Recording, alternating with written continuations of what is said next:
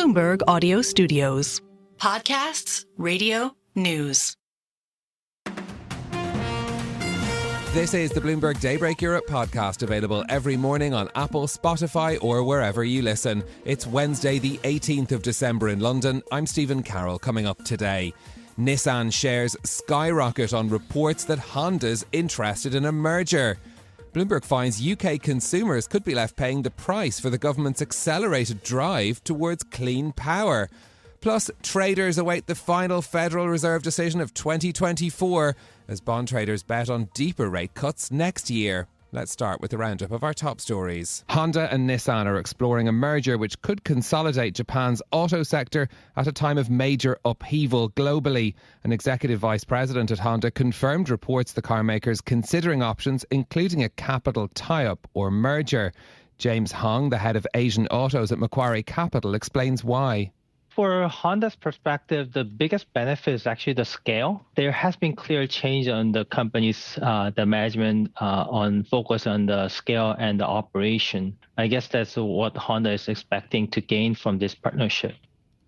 To Hong's point, a merger would create a giant better able to compete against larger global rivals like Tesla and BYD. Shares in Nissan surged as much as 24% on the news, their biggest intraday jump on record. Honda's stock fell by as much as 3.4%. Bloomberg has also learned that the iPhone builder Hon Hai has approached Nissan about taking a controlling stake in the car maker. The UK government's push to decarbonise its power grid faster risks locking in higher costs for consumers.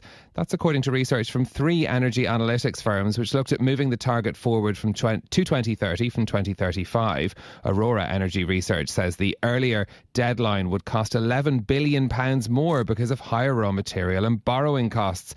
Energy Secretary Ed Miliband was asked about his claim the green push will bring household bills down by £300 a year. The truth is there is only one future for Britain that reduces bills for good, and that is a clean power mission. And the truth is we can carry on remaining vulnerable, we can carry on with fossil fuels, and all we know is we're in the grip of petrostates and dictators. That government is not willing to leave us exposed.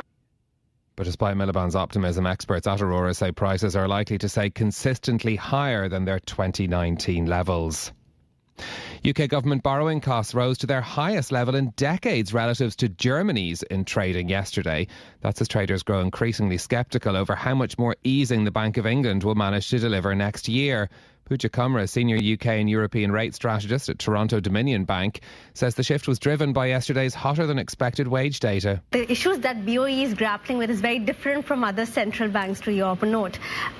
We do think that weaker wage market, labour market is weakening, and that was visible in the employment index. I think markets are very scared about the wage data, and also we have the CPI and service inflation as well. So yes, that is something I was not looking forward for this number. Pooja Kumra from TD Bank there speaking to Bloomberg. The spread between UK and German 10-year bond yields closed at 229 basis points, the most since 1990. Money markets are now fully pricing in 2 quarter-point cuts from the Bank of England in 2025 and attribute a roughly 20% chance of a third. That's down from 90% before the wage data. Federal Reserve officials are likely to lower borrowing costs for a third straight meeting today while signalling fewer interest rate cuts next year. The expectations come after recent data showed inflation is coming down more slowly than officials anticipated and the labour market is not weakening as much as had been feared. Bank of America's CEO Brian Moynihan says there has been a significant economic shift. We've moved up from positive but low to now higher than trend, higher than average. And so that means the economy is not having a bounce, anything. It's just going on its normal growth trend, which is good news. I think all the policies are yet to come in. There's enthusiasm, there's discussion, but everything's still out there until the policy gets enacted. Our team, even given their knowledge of President-elect Trump's policies, they are still predicting next year's a 2.5% GDP growth. They predict the Fed cuts rates a few times. Bank of America's Brian Moynihan speaking to Bloomberg's Wall Street Week. Now, the revised outlook could prompt officials to tweak the language in their post-meeting policy statement later and raise the projected path of borrowing costs. We'll have full coverage of the Fed's decision and updated quarterly forecasts, as well as Chair Jerome Powell's post-meeting press conference later today. Brazil's central bank has sold over $3 billion in local markets to stem a collapse in its currency. The country's real tender has fallen by over 20% this year to a record low, and its weakness is spreading to other assets, including government dollar bonds. Brazil's central bank has raised interest rates to combat inflation, but analysts say fiscal commitment is needed to prevent market instability. That's as investors grow increasingly sceptical of the government's ability to address the country's debt trajectory. And Luigi Mangione was indicted in New York on a first-degree murder charge for the fatal shooting of United Health executive Brian Thompson. Prosecutors said the killing amounted to an act of terrorism. This was a frightening, well-planned, targeted murder that was intended to cause shock and attention and intimidation. That's Manhattan District Attorney Alvin Bragg there is leading the case for the prosecution. Officials have warned against lionising the suspected killer, who at the time of his arrest was carrying a manifesto decrying the healthcare industry. Those are our top stories on the markets. We saw stocks declining into Tuesday's close on Wall Street. The S&P 500 finishing down 0.4%. Dollar and treasuries were little changed after the latest economic data from the US painted a mixed picture. Retail sales increased at a firm pace, while industrial production unexpectedly declined.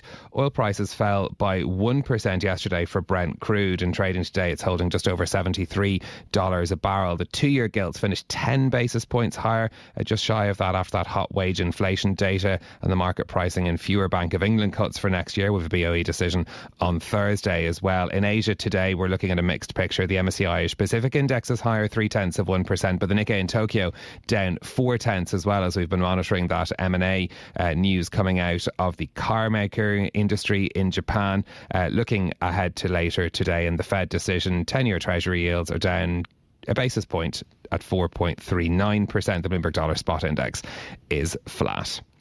In a moment, we'll bring you more on that flurry of merger talk in the Japanese car industry, plus our story about the cost of clean power in the UK. But another story that I've been reading this morning, our opinion columnist Andrea Felsted has spotted a trend in this year's Christmas ads. She says they've all gone back to basics. Familiar faces, including Dawn French, are back. John Lewis is making us cry again with their effort. But Andrea writes that perhaps this is actually a reflection of the tougher situation that many retailers are facing for this festive season. Warnings about the huge costs of employers' national insurance hike that was announced in the budget and what that's going to mean for employers like retailers. She notes that the warnings of the painful budget were hitting consumer confidence back in September and October, but the worries are now focused on the jobs market, whether employers might have to make cuts or scale back hiring next year. So bad news for retailers who are hoping that consumers would splash out before Christmas on big ticket items. But she says there is an upside, and it could be for supermarkets like Marks and Spencer's, the upmarket end, or the premium ranges put out by the likes of Tesco's and Sainsbury's, as people plan to spend more on treats to have at home instead. By the way, if you do look at this piece, it's at bloomberg.com/opinion. Please do take a moment to note the brilliant titles of the graphs, which include, Do They Know It's Christmas? Now, shares in Nissan have soared in Tokyo on the news that Honda's exploring a merger. A tie-up could create a rival to Toyota in Japan, as the motor industry is facing massive challenges worldwide. And we've had news that Hon Hai, the maker of iPhones in Taiwan, is also interested in a stake in Nissan as well. Let's go to Tokyo for more. Bloomberg's Nicholas Takahashi joins us for the latest. Nicholas, good morning. What is being discussed and what do we know about these reports? First of all, about Honda and Nissan. Sure, thanks for having me. So it's an interesting situation that began to unfold over Japan's night last night. What we know is that Honda is in talks with Nissan to discuss the possibility of a merger, whether that's a capital tie-up or even the formation of a holding company is all up in the air at this moment. But we do know that Honda and Nissan are speaking about it and taking it seriously as a future deal. The involvement of Mitsubishi is also a possibility. And so when we step back a little bit, what we're talking about is a three-way alliance between Honda, Nissan, and potentially Mitsubishi. And this would essentially pit it against Toyota and its alliance with three other major Japanese car makers, Mazda, Subaru, and Suzuki. And that has a whole host of interesting implications, not just domestically, but in terms of their competitive edge abroad as well in the U.S. and China. So, I mean, this could be a really big move in the Japanese sector, but as you say, an impact worldwide too. The other report that we've had today, and confirmed by Bloomberg, has been this idea that Han Hai, known for building iPhones, is also interested in Nissan. Yeah, that's sort of the X factor, it seems like, in this scenario. Han Hai, commonly known as Foxconn, builds iPhones, and they've always been interested in shifting to EV production, or not shifting, but focusing as well on the production of electric cars.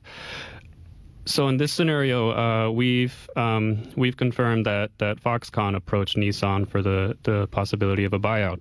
That does complicate the situation with Honda. There's been a push in Japan by the government to try to prioritize the domestic ownership of big companies like this. So I think Han Hai is in an uphill battle, but how that plays out and how that influences the Honda-Nissan potential merger, time will tell. Yeah, it's certainly very interesting, a story to keep watching. What does this mean for the big rival to Japan, to Nissan and to Honda, Toyota, of course, the giant in the Japanese sector? They're going to be watching these talks with great interest.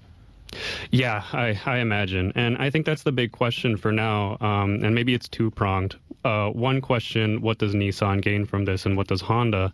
And on the other hand, does this mean, if they do form an alliance, that they can compete with Toyota and friends? Nissan, as some folks will already know, is in the throes of a financial crisis. Since they announced quarterly profit tanking last month, they've had to slash thousands of jobs, cut production output, and lower their annual fiscal profit outlook by 70%. Honda, on the other hand, has been looking to scale production in the U.S. for some time now. So this partnership has been talked about for years, and it's finally coming to a point. On the other hand, Toyota is the biggest car maker in the world, like you said. So, whether this is about competition between those two camps and the Japanese car industry gets split down the middle, or it's more about how they fight in the U.S. or how they clash in the U.S. when it comes to hybrid cars, which have seen a lot of popularity since EV growth took a downturn over the last year or two. Yeah, I mean, that's some of the big issues that this industry is facing globally as well. I mean, when we think about Nissan in the UK, of course, major manufacturing plant in Sunderland here as well. What would a dealer consolidation mean for tackling some of the big global issues that the industry is facing, like the transition to cleaner vehicles? Sure. Yeah, that's a great question. Even in the last, let's say, half year or year or so, the global automotive industry has just seen seismic shifts. To say nothing of the possible tariffs headed for North America and the same tariffs that Chinese EVs are facing. So we're seeing this block economy form, especially in the automotive industry, and how a potential Honda-Nissan alliance could help them overcome some of those issues, I think is a big question in the air. Honda executives have voiced deep concerns about possible tariffs on imports across the Mexican border. Import tariffs from Canada and from China are always going to be an issue for big car makers that import heavily and rely on production across borders. Yeah, certainly a very interesting time for the sector too. Nick, thanks so much for bringing us up to date there. That's Bloomberg's Nicholas Takahashi joining us from Tokyo on the latest news in the auto sector there. Now, later today, we'll get the Federal Reserve's final interest rate decision of the year. Bloomberg Economics expects the Fed to cut rates by 25 basis points, and markets are focused on the question of what happens after that. Joining us now for more, our markets reporter Valerie Teitel. Valerie, first of all, are we fully locked in on 25 basis points? Is there any room for doubt there? Look, the Fed really does meet the market expectations, and we are fully pricing in 25 basis point rate reduction today. So I would say that is locked in from the market's perspective. What is not locked in is their guidance for next year. They release their projections alongside their rate decision tonight at 7 p.m. And within those projections is the the dot for every Fed's member's year-end 2025 forecast. And that is going to tell us just how many rate reductions next year the Federal Reserve on average is seeing. Now, last time they released these projections, they penciled in 4 rate reductions. The market currently believes that is going to be reduced to either 3 or 2. If we do get a signal from them that they only are penciling in 2 rate reductions next year, that would be seen as a hawkish surprise. We would see a resurgence in the dollar, perhaps breaking those yearly highs that it's very close to hovering about. That would be a negative for the equity market, that hawkish surprise of only penciling in 2 cuts next year. We will get the press conference 30 minutes later where a lot of the focus is going to be on his tone. Will Powell, just how cautious will Powell sound? There are a lot of risks looming overhead. One of the major ones being the change of government in the U.S. On January 20th, where we do get a new batch of economic policies, tariffs, deregulation, all of this playing into the mix of how the Federal Reserve sees the U.S. economy growing next year, and perhaps whether that complicates its fight on inflation. Should we actually expect to hear Jerome Powell talking about any of that, though? I mean, we have tried in the past, our colleagues who've been at these press conferences have asked many questions about the potential impact, and Jerome Powell has been very careful up until this point. At what point does he kind of have to say something? So he'll push back and say, look, we can't act on policies until we see them enacted. He even talked about the fact that, yes, there does seem to be tax reductions coming under the Trump regime, but we might not see that being passed for a year, and the impact on GDP growth might not be until 2026. He could talk about that, but he's not likely to give any flavor of how that'll affect their immediate decision-making process. He'll say that they'll need to see these policies passed before they react to them. But net, a lot of economists out there do see some potential upside to U.S. economic growth from these Trump tariffs. And that might just make Powell just sound a bit more cautious about the approach ahead. He might use the words gradual or the need to tread carefully as they slow their pace of rate cuts next year. Now, they're unlikely to give some calendar guidance on when they would see this first pause. But again, that kind of language, the stressing the need to go carefully, is just a way that the central banks say that a pause could be on the table in January. Okay, so that's in terms of the Fed decision today. I just wanted to ask you as well about the other big story in markets today too, and that's what's going on in Brazil. We've seen the real plunging to a record low. Intervention from the central bank. What is going on in Brazil? A few things, one of which being their interest rates are very high. They're at nearly 10%, and that is still not enough to calm inflation down. So you're seeing the central bank having to hike rates, and that is causing a situation for the government, because the government has been spending a lot of money since COVID. Their fiscal deficits have been widening, and the market is starting to speculate that the government could be in a pickle somewhat of having to reduce spending, because you're going to be seeing foreign investment leaving because they're worried about a slide in the FX, and that would cause the government to really need to maybe do a complete shift on closing their fiscal deficit in order to get that kind of stability from the market, in order to rein back in some of the foreign investment. So keep an eye on how their currency has been weakening. It hit all-time lows yesterday before they came in and announced not one but 2 FX auctions to intervene in the currency to prevent its slide. So very interesting, the developments going on in Brazil, and just in a grand scheme of things, a Fed cutting less next year will only stoke this problem forward. So a hawkish Fed could push maybe another little slip up in Brazilian markets today. Okay, one to keep an eye on as we look ahead to the Federal Reserve decision later as well. Valerie Teitel, our markets reporter, thank you very much for bringing us up to date. Now, UK consumers could end up paying more for their electricity because of the government's rush to meet its target of decarbonising the power supply by 2030.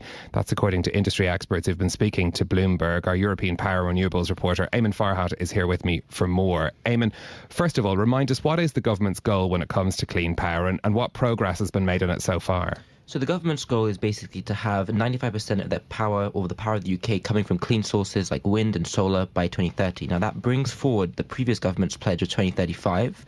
And the whole idea is that if you have clean power, wind that's blowing, that means lower bills for consumers as there's less gas. And obviously gas has been affected by the war in Russia. And so we're relying less on kind of these bigger geopolitical markets. So that's kind of the big idea. Clean power, cheaper bills. That's what the government has been selling to us.